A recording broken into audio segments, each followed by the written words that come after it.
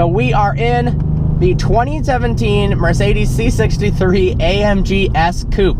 The S designates a power bump, actually a healthy one, from the normal C63. We're up to 503 horsepower and 516 pound-feet of torque out of the 4-liter twin-turbo V8. Now, gone is the legendary 6.2-liter naturally aspirated V8, and that is a shame. However, this car has way more torque, and it does sound really good. Even when you're not on the gas, it's got this lovely rumble to it. And the blips, the burbles between upshifts are fantastic. We've got the 7-speed multi-clutch transmission instead of the 7-speed DCT in the older car, and it shifts much, much faster. That was one of my gripes with the old C63 was the transmission, but they've completely fixed that. You know, we drove the C300 Coupe and absolutely loved it. The interior redesign is incredible, and that obviously stays true with the AMG as well. You've got this awesome aluminum, it's like almost aluminum titanium carbon fiber trim that's wrapping throughout. You've got this awesome brushed aluminum on the side, Burmester audio that always looks beautiful. You've got a nice large LCD display in the front and a very, very clear and easy to read heads-up display. I like that a lot. Let's see how this car handles. Grip is real good through the turns. This is a car that, in general, is known for just oversteer, oversteer, oversteer, but it feels really composed. I love the steering feel. I think they've worked on it quite a bit. You've got a nice Alcantara steering wheel at the 9 and 3 position that's leather wrapped at the top and bottom, flat bottom steering wheel. You've got a nice view over the hood. It dips down. Yeah, transmission reacts quick.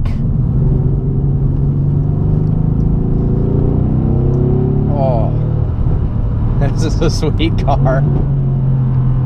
Do I like the new C63 more than the old one? Absolutely, no question about it.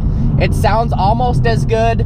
I'm sure with an aftermarket exhaust it would sound incredible. We've got the loud button activated right now.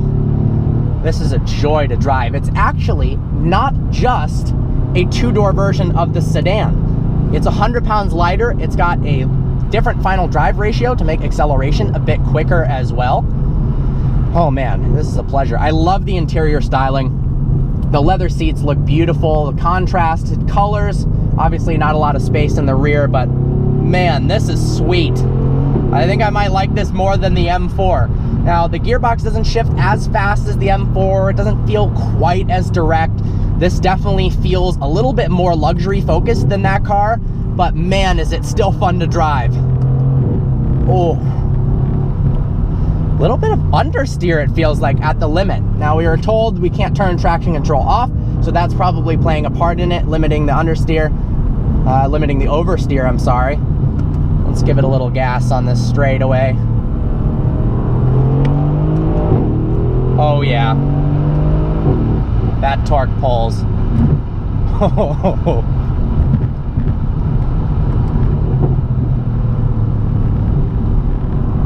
How are the brakes? Real good brakes. Oh, I'm impressed. I like it a lot.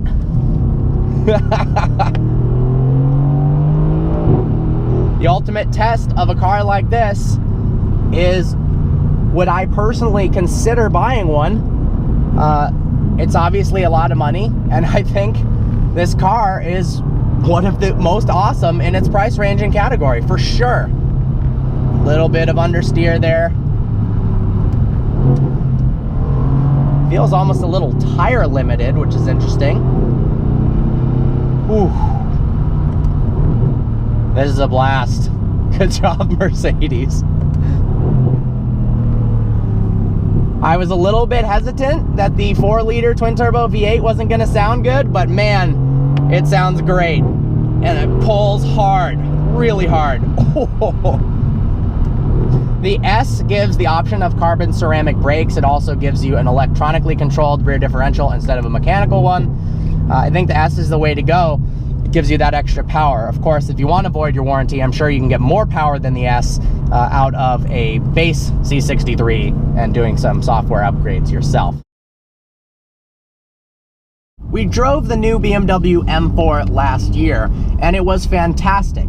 However, it was basically a full dining car.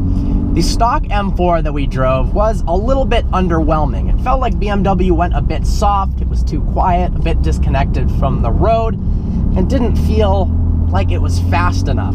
But now, we've got potentially the solution to that. This isn't an M4, but it is an M3 with the competition package. This is a $5,500 package that gives the car a power bump to 444 horsepower, but more importantly, gives it adaptive M suspension and stiffer anti-roll bars. That means this car rides harder, but it rides a lot better and handles much more precisely on the track.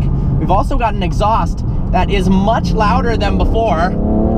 Oh, that sounds awesome, has crackles in it, and even at low speeds has an awesome purr to the exhaust. This is definitely an improvement and worth every penny of that $5,500. We've got carbon ceramic brakes on this guy. The competition package also has a cool set of wheels that are unique to this car. We've got this M-striped seat belt. I'm not a huge fan of the interior, actually. We just got out of the C63 AMG Coupe, and that felt like it was a class above in terms of the interior. In terms of the driving experience, this car is definitely a lot more fun in the turns. It feels more composed. It feels like it's meant to be on the racetrack. Let's downshift and give it a punch. And feels every bit as fast as the C63, even though it has only 444 horsepower versus 503. If you're a driving enthusiast that want a car that is practical but can be fun on the track, I think this is the car you want. If you want something that's comfortable and luxurious, but also you can have fun on swoopier back roads, not as tight of a course, and an absolute highway monster, you go for the C63. I think Mercedes and BMW are a bit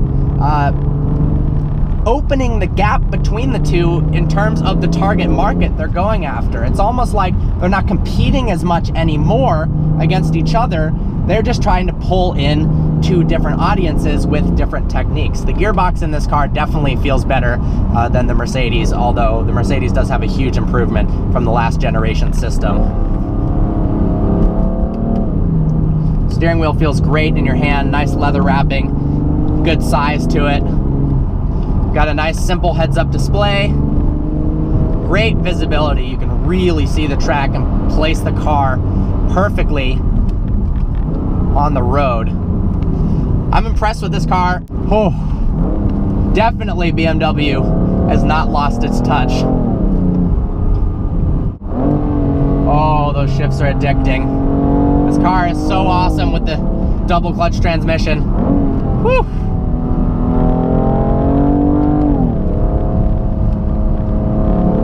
Traction kicking in a bit. Feels like it understeers less than the Mercedes does. Definitely. Feels like the traction control almost knows what it's doing a bit more as well. Turn in is so quick.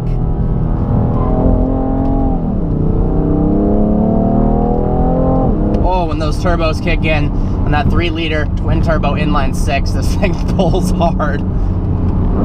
You got a lot of induction noise. You don't really hear the exhaust too much from the car. It's mostly the engine, and of course, channeling noise into the cabin. But wow, what a car. Well, I hope you enjoyed this video. Like always, please browse our channel and subscribe. I look forward to seeing you next video.